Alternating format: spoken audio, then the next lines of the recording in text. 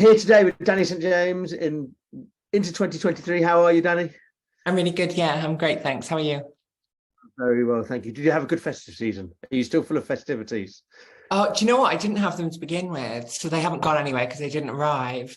I can actually see the Christmas tree waiting to be collected outside, and that went down on Boxing Day. So yeah, I think that answers that one. How about you? Yeah, I'm brought into it by my family, but I think I have the same sort of feelings as you do about something. But I'm not allowed to say that. I loved it. It was fantastic. Loved it. Yeah, it was nice. It was nice to stop for a bit and have like a forced break.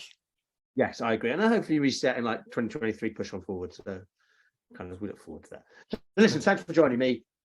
Kind of as always, kind of just a few questions, a bit of a chat. Look forward to finding a bit more. Tell me, kind of, as a society, where are we on our journey to full acceptance of transgender individuals? I think we've got a long way to go. I think in terms of where we're currently at, I'm going to try and speak with optimism that I hope that we are on the tail end of having divisive topics used against us as a complete society. I think that we've spent quite a lot of time in terms of the trans conversation talking about things for which there aren't an answer. When we talk about the medical journeys of trans kids, we talk about trans people in single-sex spaces like bathrooms and changing rooms. The list goes on, but these are conversations for which they need to be spoken about with compassion, but there's not one answer that's going to work in every single place that it's applied to. So I think we just need to kind of move past that and start speaking with a little bit more humanity in the conversation. But I can see kind of both sides getting a little bit tired of these conversations now, which I'm hoping is a good thing. And I'm hoping that leads us to a place where we fall somewhere in the middle, where we're like, okay, we're all here, none of us are going anywhere, and this is what we're going to do. So out of interest, kind of, as you were saying that, what sprung to mind to me, certainly from my perspective, was 2022 was a year, or last few years, of polarization of society as a whole. How much kind of is the trans conversation, how much does that need to reflect in terms of society actually just becoming more tolerant of everyone? Are the two, how much of the two things are connected? Well, yeah, I mean, the issues that are used against trans people have been used against most marginalized groups. So I think you're right.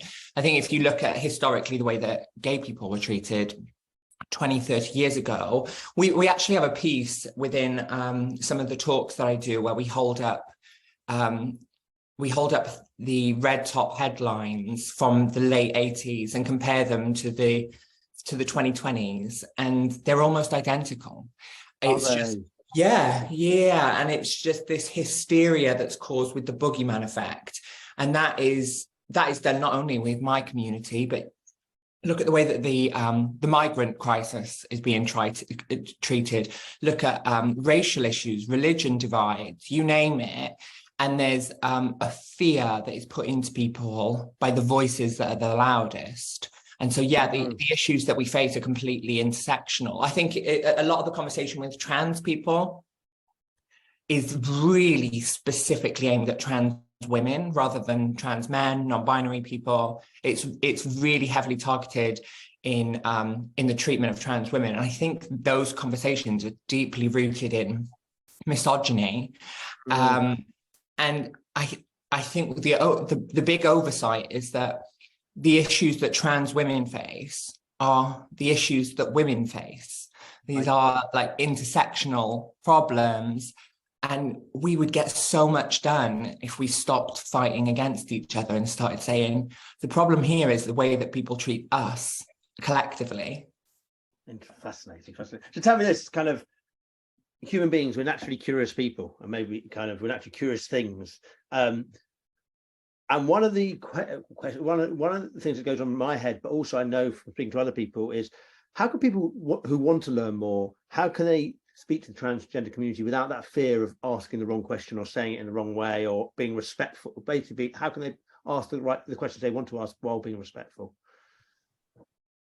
I think common sense and intent is going to do 90% of the work when it comes to that anyway. But you're right. I mean, sometimes people say the wrong thing to me all the time, you know, and I just kind of have to look at it and go like, okay, this is the time and a place for it to be a learning moment, or I've just got to get on with it, you know.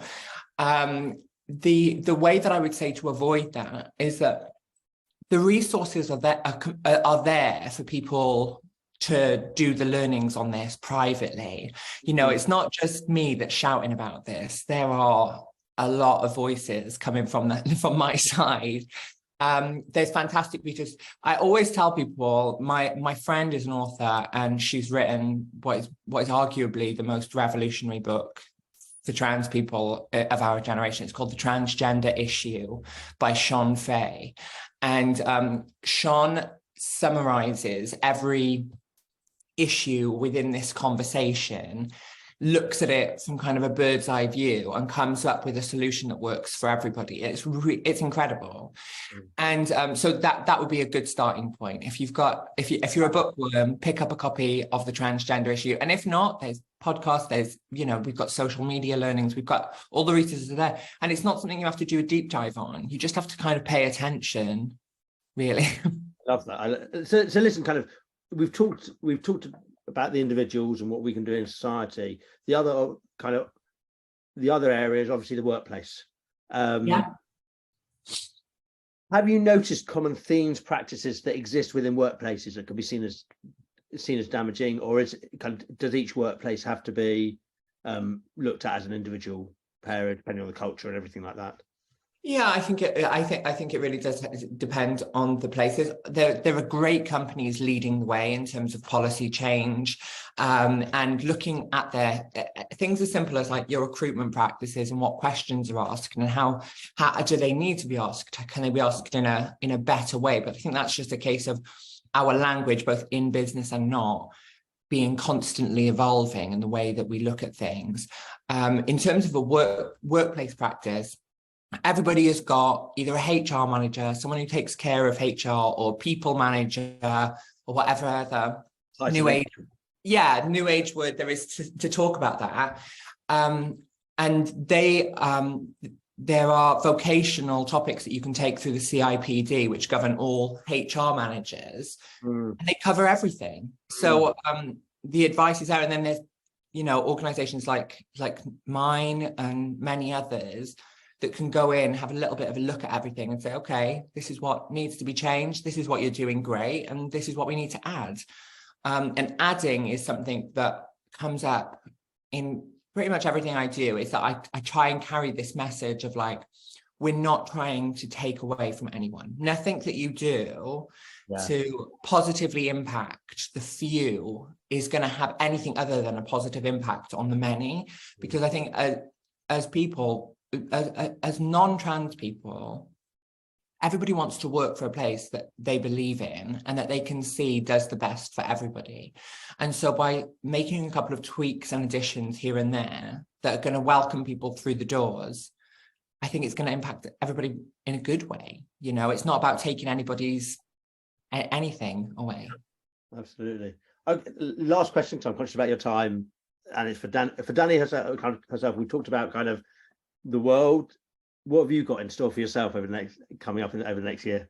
What are your aims? What are your resolutions? There you are. I think goals. We've got a really big year ahead of us with the charity. As you know, Nick, I ran Not a Phase, which is a UK charity, and we support trans adults all over the country in various different ways.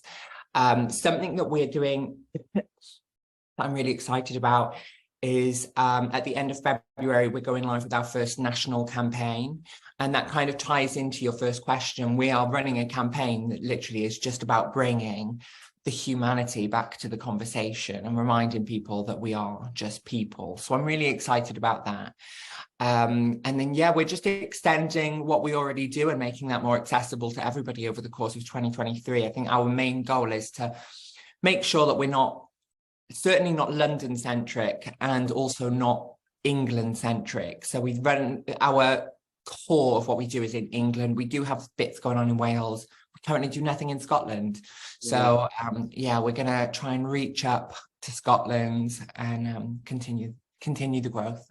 Fantastic stuff. Listen, thanks so much for your time today. As always, been a pleasure speaking to you.